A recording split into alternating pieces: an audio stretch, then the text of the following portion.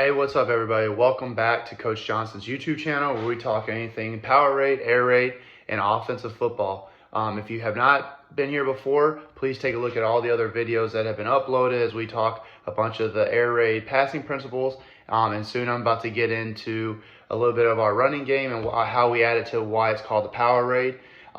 Today, we're going to talk about Y cross. Now, disclaimer, I did not have the most success with this play last year.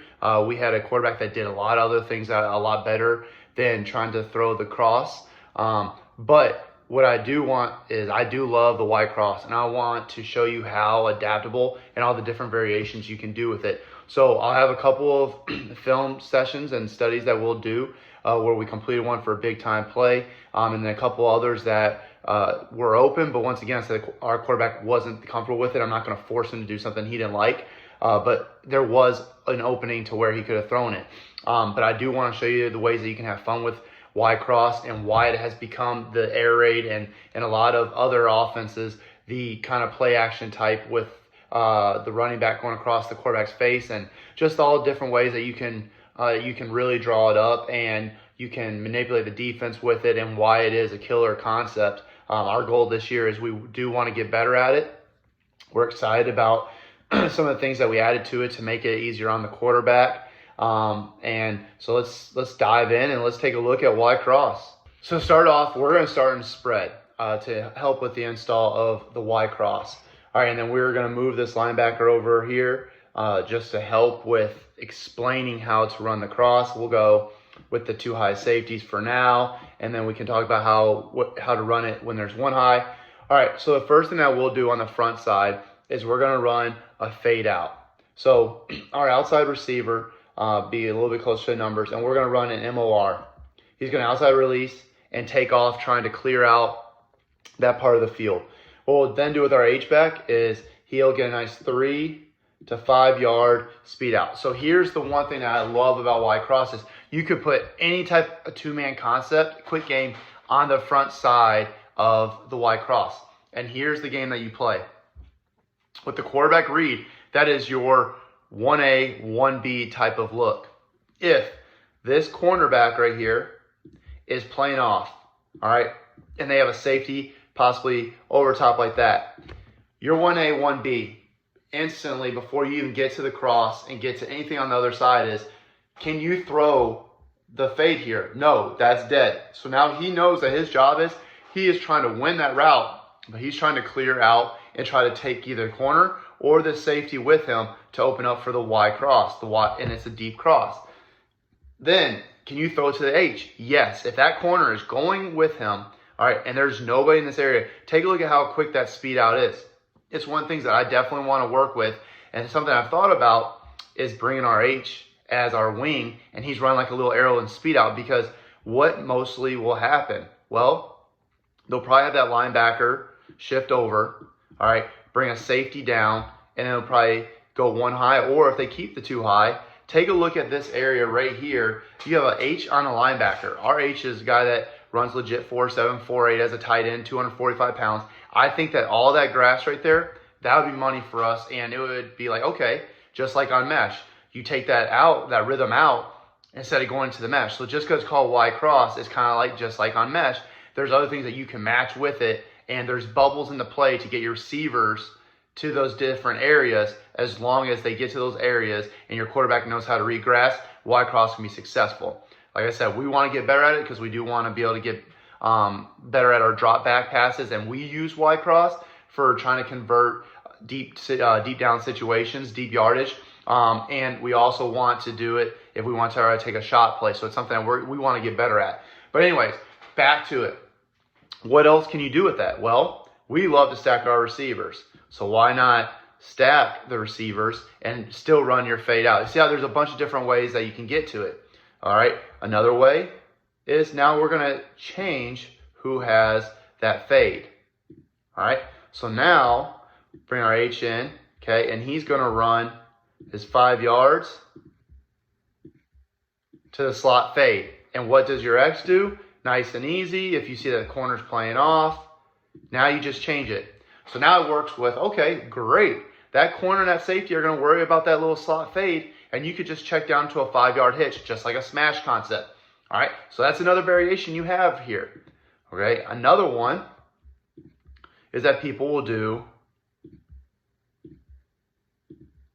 the curl flat on the front side. All right, so a bunch of different ways you can dress it up to get to Y cross. So now let's go back to the main route, and what I'm going to do is I'm going to go back to the original way that we install it for our guys.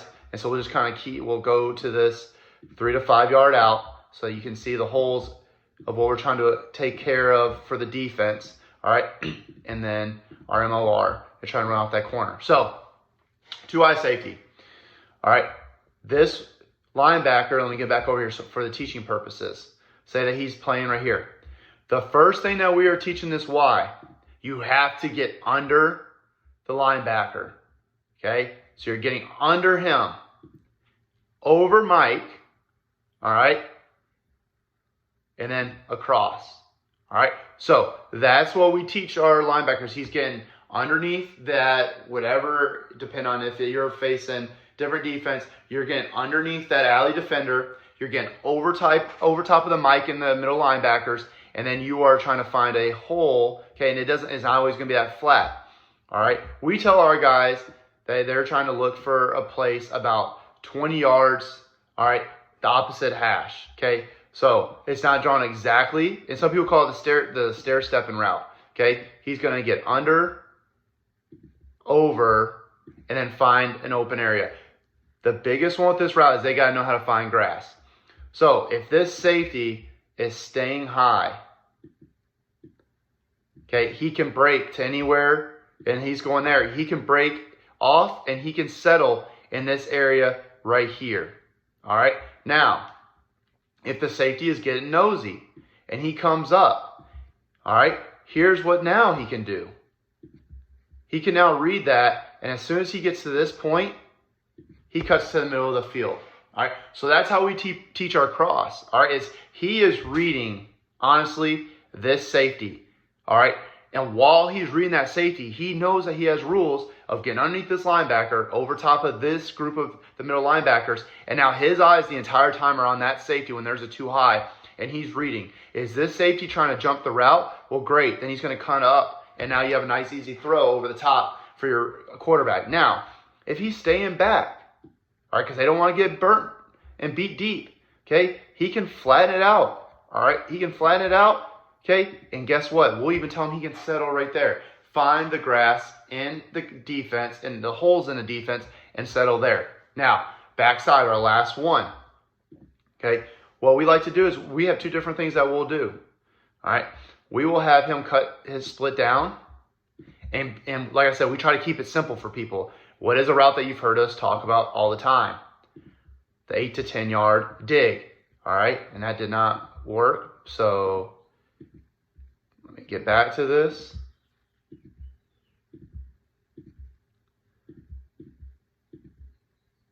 He's going to run a little 8 to 10 yard dig, all right? That's great, because now the safety will take that, and so now you know you're one-on-one with the safety. The other thing that we'll do, all right, is if we see that they're completely clearing everything out, this guy is staying back, corner's bailing off, we're going to run that post, and we give him an option to be able to settle down, and we'll run a post curl. All right, so those are the type of things that we do on the backside of our Y cross. Here's what also is a nice trick that you can do with your running back. You want to make it look like play action, and you don't, like us, we're not the biggest fan of it. You make him look like he's getting the ball on the run, all right? And then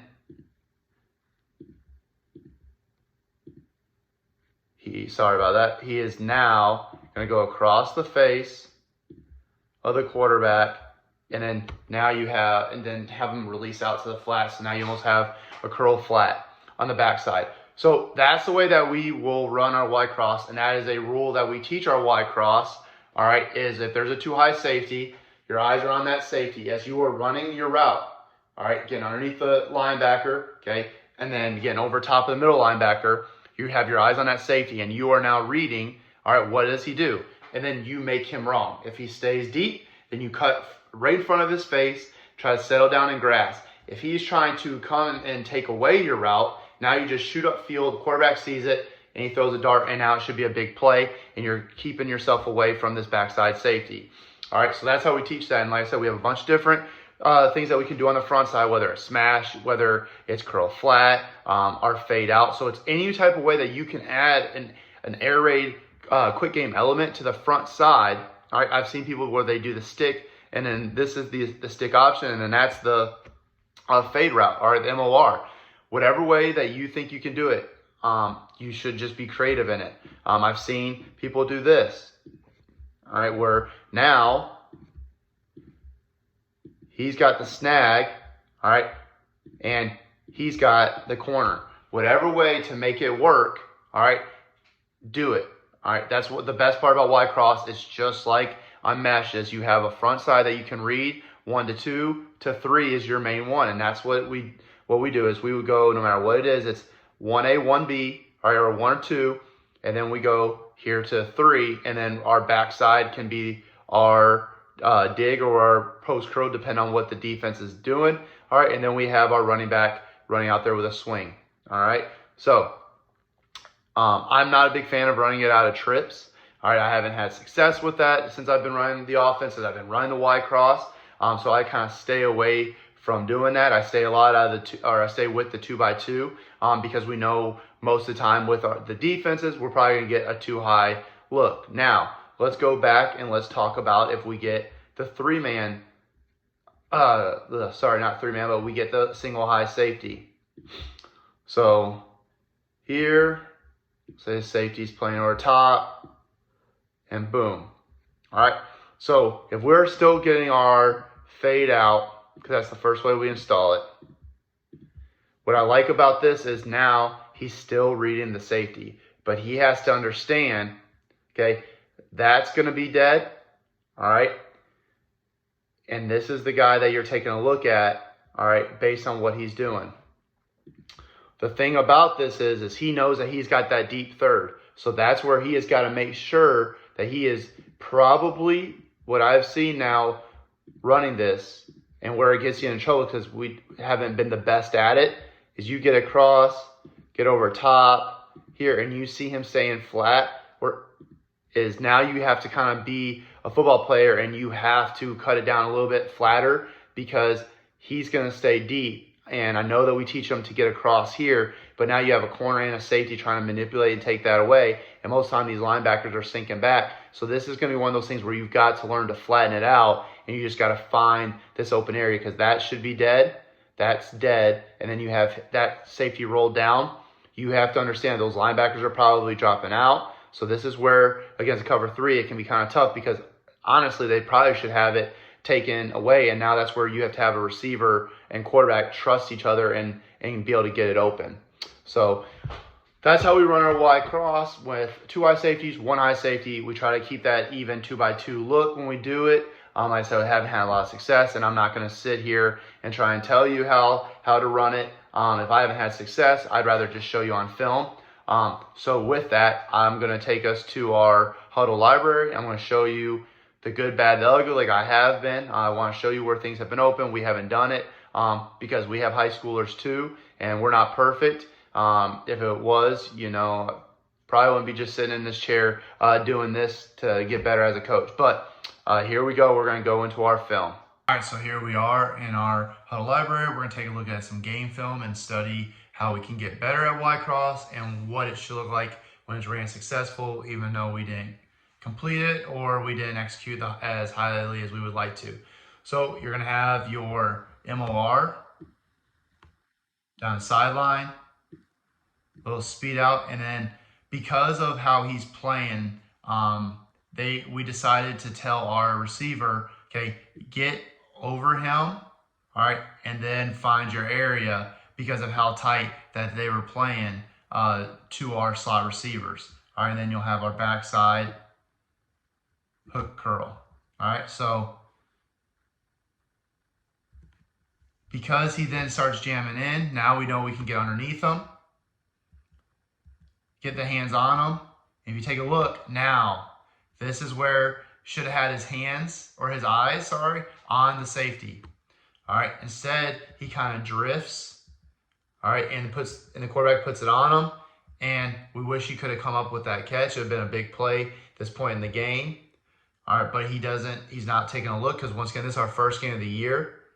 All right, and we don't complete it, but you can see how Y cross could be a nice, easy completion because you're getting underneath the linebacker over top of Mike, and there it is. And now what I would like to have seen, because if he had his heads up, is he's trying to come chase him here. If we would have cut this flat, probably would have had a little bit more area instead of a collision right at the point of trying to complete it. All right, so that's our Y cross. Would have been a nice gain, like right there, because we're behind the chains. We're probably talking about like a 20-yard play. All right, so now our next one. Okay, we complete this one.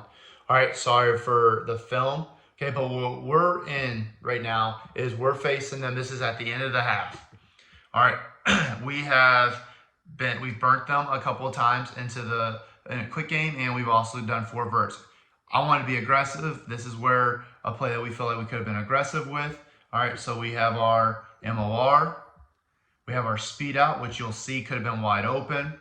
All right, and then you'll see we'll get under, over, and we'll win this route because they're playing man.